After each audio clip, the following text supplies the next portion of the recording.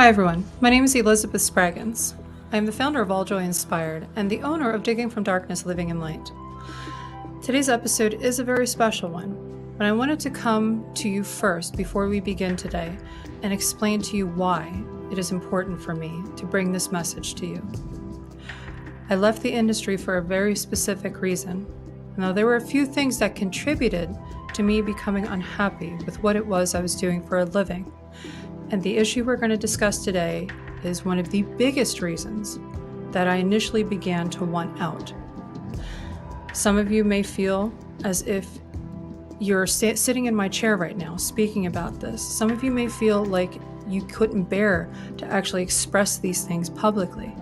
Some of you might be afraid that if you leave adult industry work behind, that you're going to lose everything you've built. And some of you may be ready to go. I'm here to tell you that you're not stuck.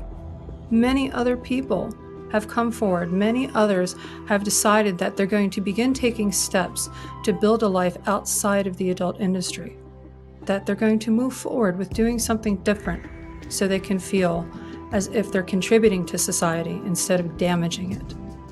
Now, I'm not going to put anybody down. I'm not going to name names of anyone who may or may not be part of the points that are going to be made today. I'm also going to give you my word and my promise as a professional that if you do come forward and you do ask for help, your identity is protected. It is totally possible for you to take metered steps to be tactical about your departure from the work and to be able to do it and prepare your new business while you are still doing the work and making your way out of it to leave it behind you. So, I welcome your feedback.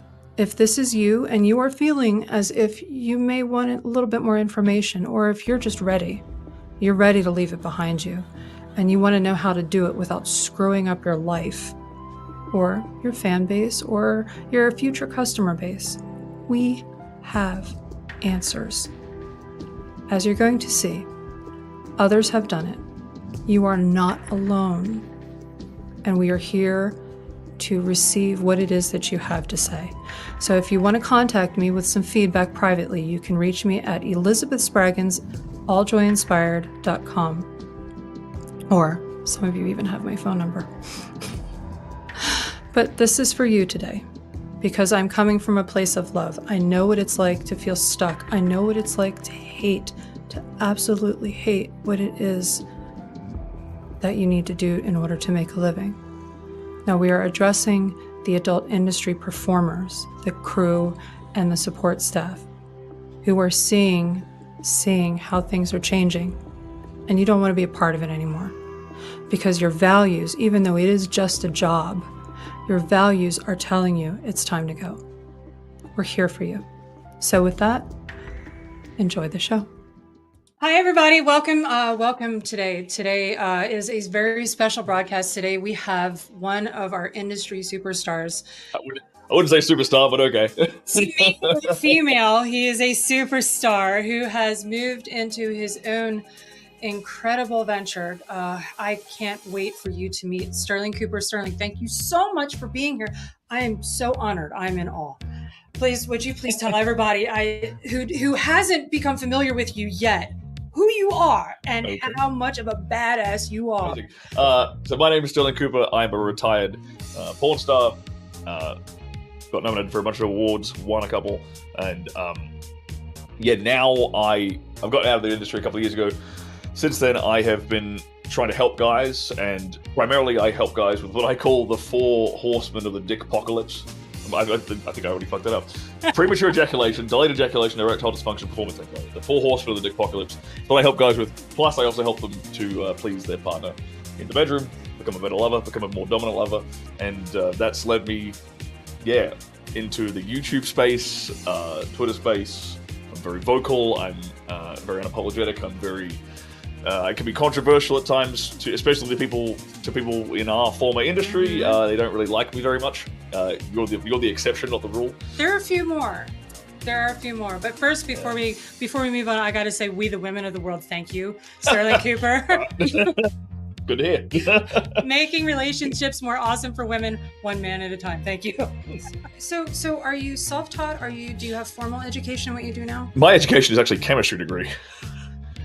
Yeah, so my chemistry degree kind of, it allows me to understand like a bit of biochemistry, but it allows me to be a bit better at self-teaching because I know how to read journal articles. I know what's a good peer-reviewed study. I know it's a bad peer-reviewed study. I'm actually a published scientific author too, back when I was in university. Wow. But I don't have any formal training in like sales and marketing or media and YouTube or anything like that, or like I'm not just not a doctor or a nurse or anything like that. I just, for me personally, when it comes to things, say like hormones and understanding how testosterone works, understanding how like your brain chemistry works, dopamine, prolactin, these kind of things, I am an avid reader and have been quite an avid reader for all my life. So I have experts that I go to for specific areas of information, who are PhD thesis level professors and then doctors and things, and so I will accumulate information from all different sources. So you mentioned something that I found to be pretty interesting. You mentioned that you were more conservative leaning. Yes. What does that mean for people who were or are in the industry? How does that affect them? Stirling is getting ready to touch on something that's very important when he's mentioning values. Now, people of all walks of life can have values that they hold dear to themselves that don't align with the way that the industry is changing. Those people can be conservative, they can be not conservative, they can be gay, they can be straight, they can be trans, they can be cis. You could be married or single. What values means is what you hold dear to you, about what it means to be a good person. And if those values are being affected by the way the industry is changing, you're not alone. You can't talk on set if you're conservative. If you're in any way, shape, or form right-leaning politically, fiscally, like family values, any of this stuff in the adult industry, and it might seem like a bit of a contradiction, obviously, to a lot of people from the outside looking in. But you can't speak your mind on an adult film set because the adult industry is like predominantly left-leaning, woke, social justice woke. So there's that, and then you touched on it just then. Like there's the bullying aspect of it. Anything, and this is one of the main things that kind of drove me to being more right-leaning, is the way that social justice warriors will use buzzwords and slogans and things and try to bully people into their own like worldview, and the worldview doesn't even make sense 99% of the time. But it's important for people to understand that people who are on the outside of the industry and people who are afraid to speak up, that yes, it's a real thing, that if you hold dear a belief that something is wrong and you speak up about that, even to just one person who is a bully, you're rejected from work, you are ostracized, you are blackballed from the ability to earn an income in whatever way that they will stop you from having. So this is very real. There's a very real culture in the adult industry that if you speak up about something, it can destroy your career. No, I'm not gonna be like coerced into doing some shit. Like, one, because I don't have all the information. Just like when I first started, right? I don't have all the information about what's going on here. Like, so I'm gonna like sit back and wait to see what happens, what the investigation reveals, etc., etc., etc. And then everyone else is just jumping on the bandwagon because it's like the thing that's being pushed in the mainstream media. And I'm like, nah, that doesn't sound right to me. Right. That seems like a setup. It seems like bullshit. And lo and behold, we obviously now know that it was complete bullshit, and we know like every kind of movement that's come along since then that really gets heavily pushed by any mainstream media outlet is a lie. Is complete horseshit. Yeah. And it's your bullshit meters should be really finely tuned by now. After the last like 2 years of crap in America and worldwide with the certain virus, like you should know when people have your worst interest at heart, when people are genuinely trying to manipulate you for their gain, right. It should be obvious by now. But to some people, apparently, it isn't still. if you're not happy with the types of scene, and I know where you're going with this, the types of scenes that you're shooting, you need to just put your foot down and just not shoot that stuff. I drew a very, very clear line during my career. Like I wasn't going to shoot. I made it very, very, very clear that I wasn't going to shoot any cuckold stuff throughout my entire career. I was like, I'm not going to endorse this shit. Well, you're in for a treat today. Man and woman have a certain romantic connection where the man prefers the woman be with other men while he watches or gets embarrassed in one way or another. Did I say that right? Very accurate, yep. Okay. So now you know. Super accurate. A lot of male talent will not perform scenes where, as a character's couple, the woman is involved with a man physically while this man watches. It was the line I drew was like I wasn't going to be the cuckold. That was the line I drew. Like I ain't going to be like. Yeah, that's kind of the line I drew, and yeah, and then obviously when it came to like doing like,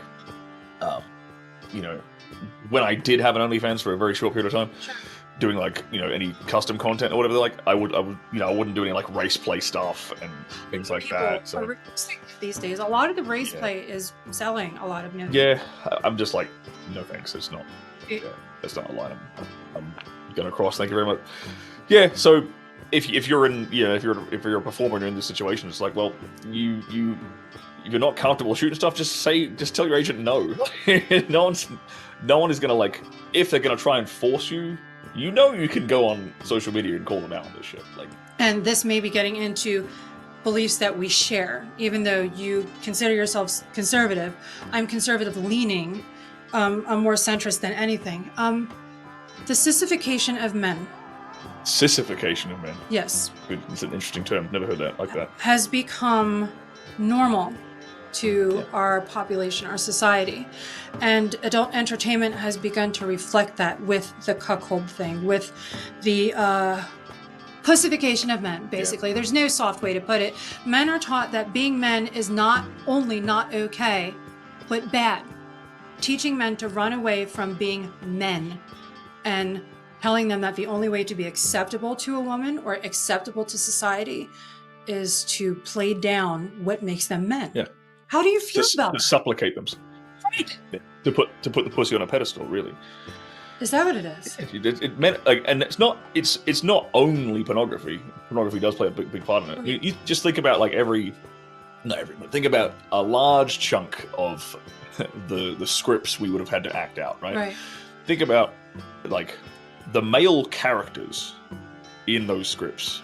What are they? They're typically like there's only 3 different classifications I can think of whenever I was playing someone.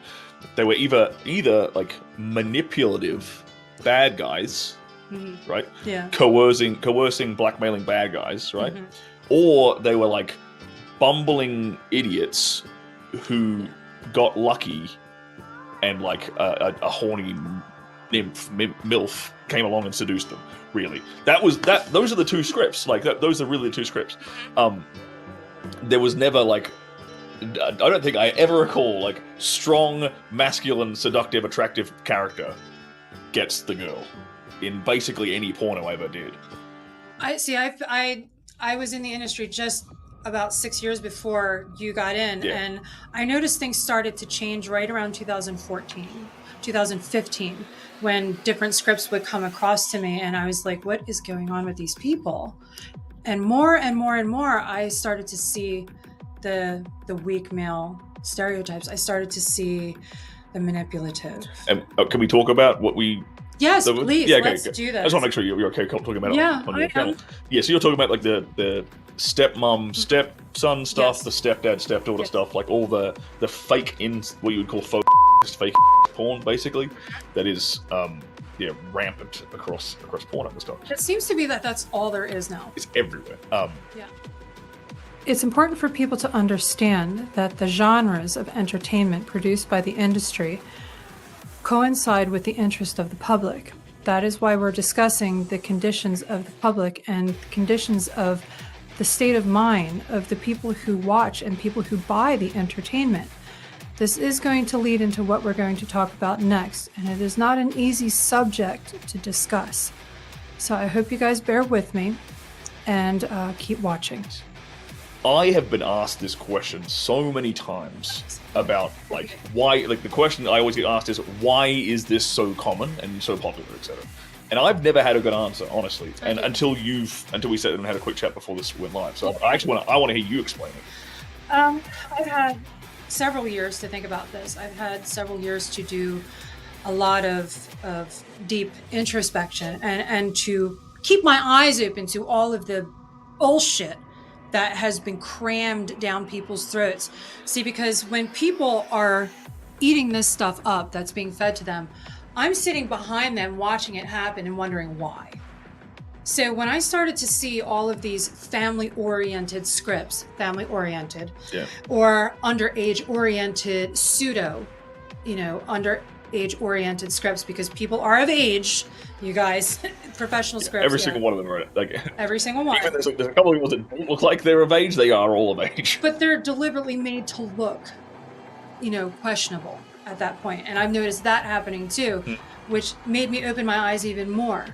And then I began to wonder why. Why are so many of these scenes being made?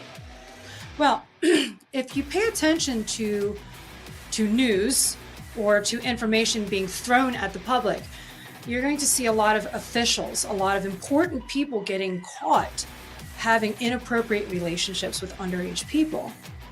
Now, why would those people think that it's okay?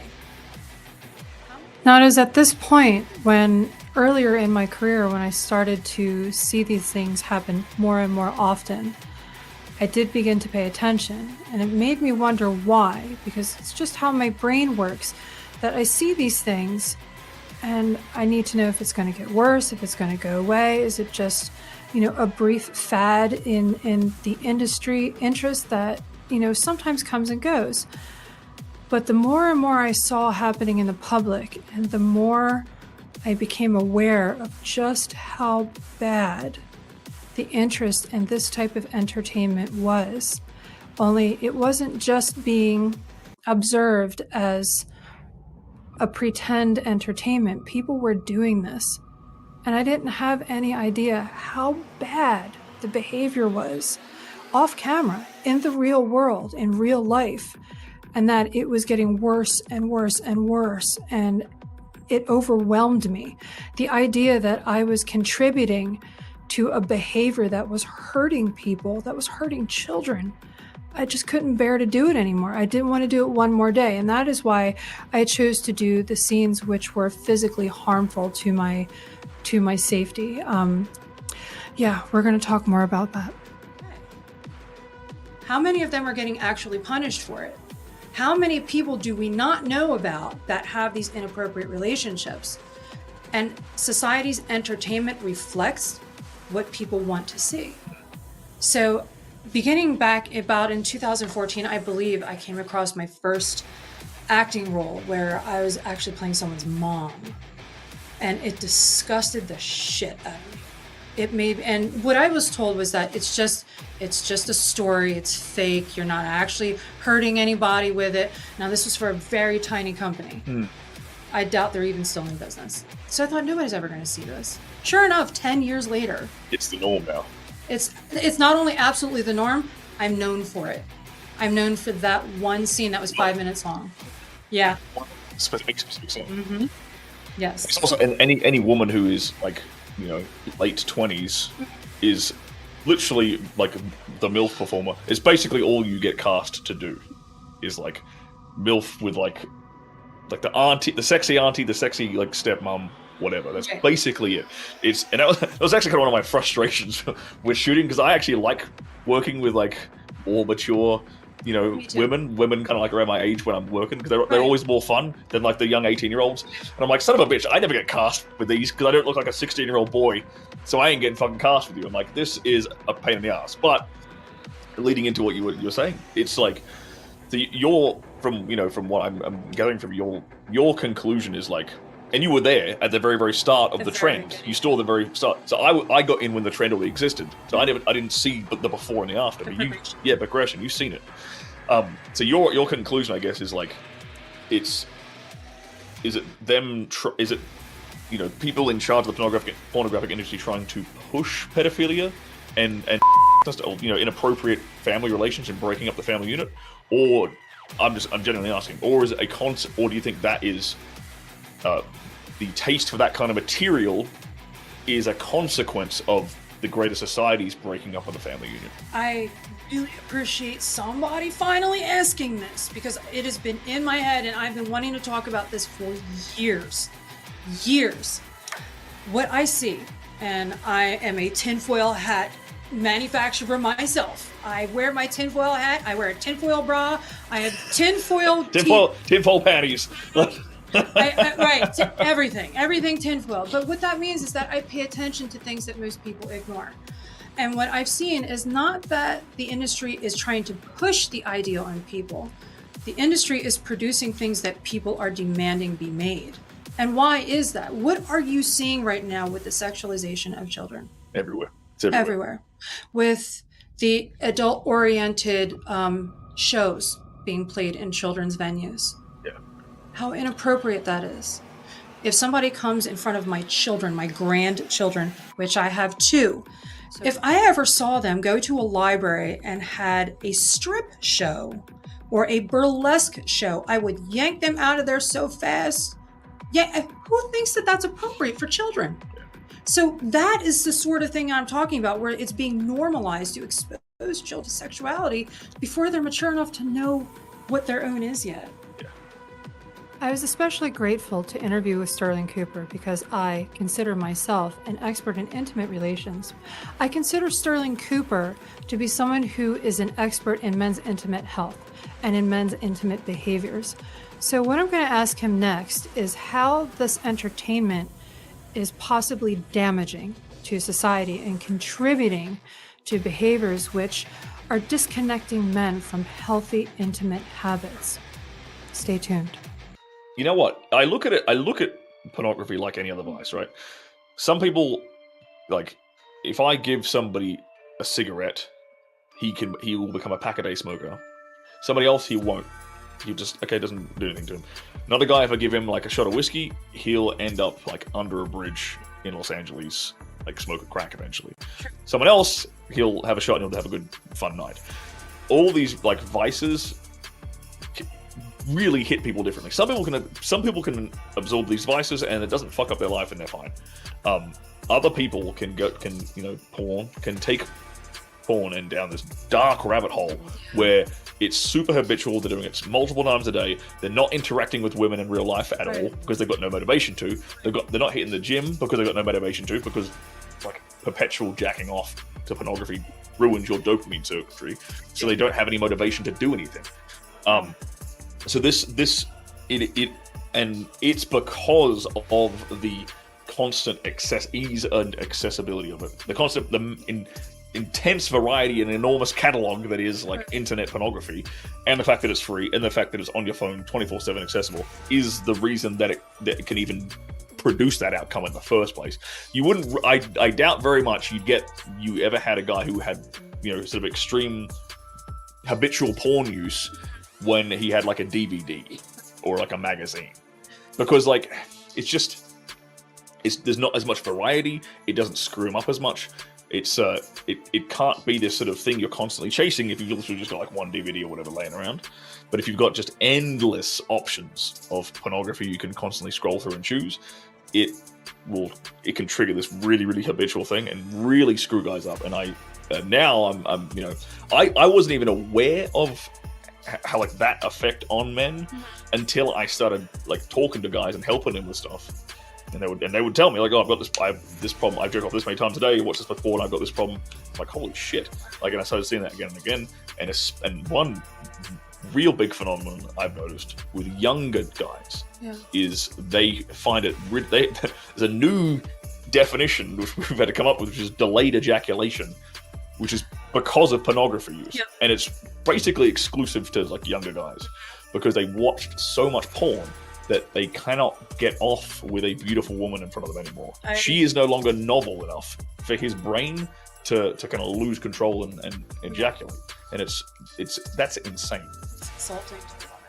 Damn right it is. It's super insulting. So I say, going moving forward with that point that you made, which I think is brilliant, by the way, teaching men to enjoy the women in their lives, or to pursue relationships with women in the real world. Yeah, do you think that with the numbing of some because of their overuse or abuse of pornography, do you think that has contributed to the decline of communication skills between men and women? Yeah, definitely. It's caused men kind of opt out of relationships a lot. Mm-hmm. Well, there's a bunch of factors that have caused men to opt out of relationships, actually, and habitual porn use is kind of one that just pushes them along that path. I think dating is a lot harder for guys, young guys especially nowadays. Yeah. The dating kind of marketplace we're in now is heavily skewed towards really successful guys.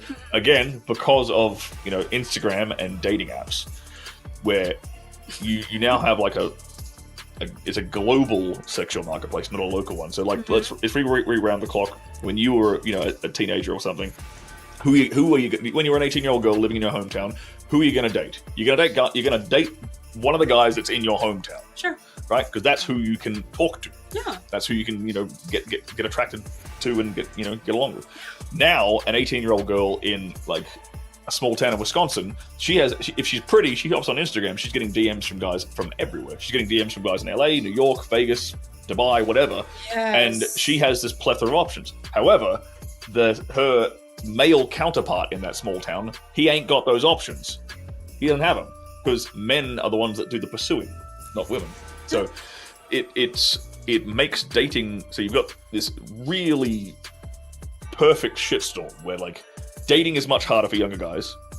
They have to compete way more to stand out to even get attention from women in the first place. And then what do they have as okay, well, they're not getting any attention from women in any sex. What are they going to do instead? Look, we have this high streaming internet porn on my phone that I can access whenever I want. I'll just jerk off instead. And then it just diminishes their interest in even pursuing women in the first place. I'll just jerk off. Right. I'm so grateful you're here. Thank you so much. Where can people find you? I'm going to put this damn thing up here. That thing. Okay. And what is your next project that you're working on? Yeah. There. Yeah. What are you working on right now? I'm working on a supplement line, actually. Okay. Working on a supplement line to one of the supplements I'm working on is primarily to help guys fix cardiovascular health. Because so I'm not a big fan of the little blue pill, things like Viagra and Cialis and stuff. Just because of what I've seen it can do in our industry. You get aroused up here first. Right. Now, what happens, and I've seen this on sets where a guy will, let's say it's like a blowbang set or a gangbang set or something like that. There's a new guy they're trying out. He comes on set, his face is red flushed because he's popped like a Viagra. Didn't do anything. He's still nervous, so he pops another one. Now his face is super red. Right. And a lot of guys will reach for like non-porn stars, like regular guys, will reach for the little blue pill when it's thinking they have like erectile dysfunction, when in reality they just have anxiety, performance anxiety. It's a nervous thing. There are, unfortunately, however, now I've said that, unfortunately, due to the standard Western diet and the standard Western sedentary lifestyle, the trash food that we eat in this country, unfortunately, a lot of people are suffering from severe issues with like blood flow, blood circulation, nitric oxide levels, arterial plaques, things like this. And so I'm developing a supplement which literally helps to like clean that out and improve your blood circulation, so that like the average guy can like get his boner levels back to what they were when he was like a 16-year-old guy. That's incredible. Yeah. Let's, because you mentioned something that I haven't really had anyone. I've never had anyone talk about it openly and honestly with me before. So we just said you saw a guy almost stroke out from from having too many blue pills. He had a stroke from taking one of those, and it took him years to be able to function normally again. And then you've got guys who use it. If you use it too much, it stops working entirely. Yep. That's actually a really cool invention, actually. But now guys use it in porn. Guys use it because they take so much of the pills for erectile dysfunction when their head and their heart's not really in it anymore, or they develop a tolerance.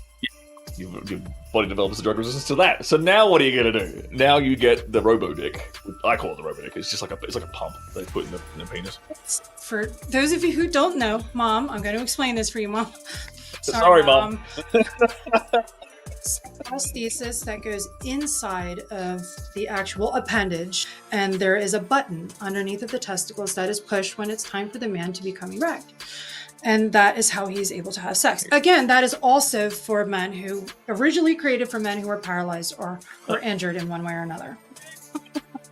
I know the history of the male body, not as much as an actual guy, but I had to know these things in order to, because I saw that and I was like, what happened to you? Am I going to hurt you? And I worked with a few people who had this enhancement. What do you have to say to people who want to get into doing what you do? Stars who want to start their own company, get out, start their own business. Yeah, okay, cool. That's good. Well, I mean, I'm really lucky in the fact that like I was able to take what I was able to take my experience and combine it with the fact that I, am quite well read. I study, I read, I understand, hormones, and I understand nutrition quite well, and I'm a very, very good teacher. So I was able to combine two kind of areas together in a very successful way. Are you happy? Extremely happy. I'm very, very fulfilled. I wake up to emails every day, guys literally thanking me for saving like their sex life. So can every guy in the industry do that? No. Can every guy, or girl, like, can they all do it? No. But it's like, what's the biggest mistake they make? The industry will ruin you, bro. The industry will.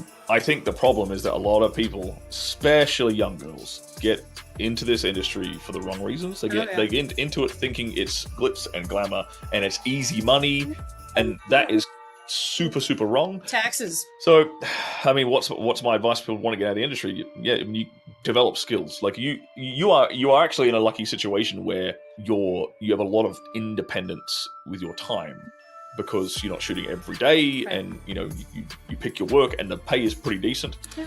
Use the time that you have free, that you're not, because you're not working a 9 to 5 like everybody else. Use that time to learn skills that can make you, like, you can become self-employed, which doesn't depend upon, like, you don't have to leverage the fact that you had a name in porn. Like, there's lots of careers. I've seen that happening. Yeah, people will make. You can do that if you're a superstar. If like everybody knows who the girl is, like she can then make a podcast. And the average guy definitely can't do that. So like, what do these guys have to do? Use that time that you have, that time flexibility you have, to learn skills that do not require you to show your face to make money. So an example would be things like affiliate marketing, online technical skills, which anyone can really learn, which allow you to make money independent of like. So you have to interact as like a business entity. Getting out means you have to prepare to face these obstacles. What do you recommend if someone is thinking about making a change? How far in advance of them actually leaving the industry do you think they should start preparing? I think you can change a lot in 6 months. You can learn a lot of stuff in 6 months. It literally took me. It probably took me 6 months to write my first book. Pushed it out and published it in like a week when I had a fire in my ass. Is that for sale on your website? Yes, it is. Yes, you can find it. I probably stopped shooting consistently shooting 6 months after that, just because I was making enough money doing something else. I wouldn't recommend my path to everybody, honestly. Yeah, I've got a unique combination of skills, I would say, that allow me to do it. He definitely does. Yeah. So, where can people find you? What are your social media handles? Well, that's where you can go to stirlingcooper.com, and you can find links to everything there. But if you want to find me on YouTube, you can type that into YouTube, and you'll find me on YouTube. On Instagram, I'm at Cooper Stirling. That's the Instagram. And then the Twitter, at Stirling Wisdom. This is a new one I made, which is like now over like 130,000. Stirling Cooper, ladies and gentlemen. Thank you for having me. Thank you so much for everything. Pleasure. It's been wonderful. Pleasure. I appreciate. We'll have to have you back.